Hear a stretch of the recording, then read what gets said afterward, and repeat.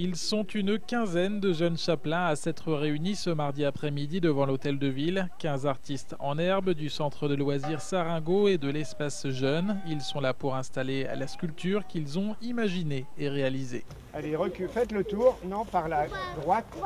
Ce sont des enfants qui ont entre 7 et 14 ans. Et honnêtement, quand vous les voyez travailler sur un projet comme celui-ci, on peut être que fier. Cette expérience est le fruit d'une collaboration avec le Centre pour l'UNESCO à Troyes. Il aura fallu 15 jours de travail et une dizaine de séances avec le sculpteur William Noblet pour faire naître l'œuvre.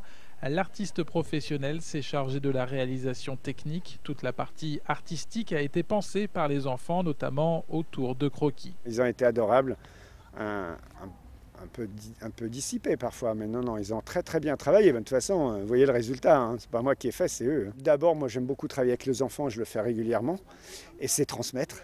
C'est transmettre, et moi je le vis comme un militantisme culturel, c'est-à-dire que je l'ai fait à travers ce genre d'expérience, je l'ai fait approcher une démarche artistique, mais très proche d'une démarche professionnelle. L'intérêt, c'est qu'elle soit dans leur cadre de vie et qu'ils la voient au quotidien et qu'ils puissent la partager avec la population et puis la revendiquer, en être fiers. La sculpture ne sera terminée qu'en fin d'année, mais on perçoit déjà son esprit. L'objectif était de travailler autour de l'urbanisme. Les enfants ont donc pensé cette fleur qui s'épanouit en haut d'un lampadaire désaffecté, le symbole de la victoire du végétal sur la ville. C'était un petit peu dur de le faire en premier, mais après on s'est débrouillé de les plier. Tendre les bas, et surtout de faire les schémas. Ça nous fait plaisir.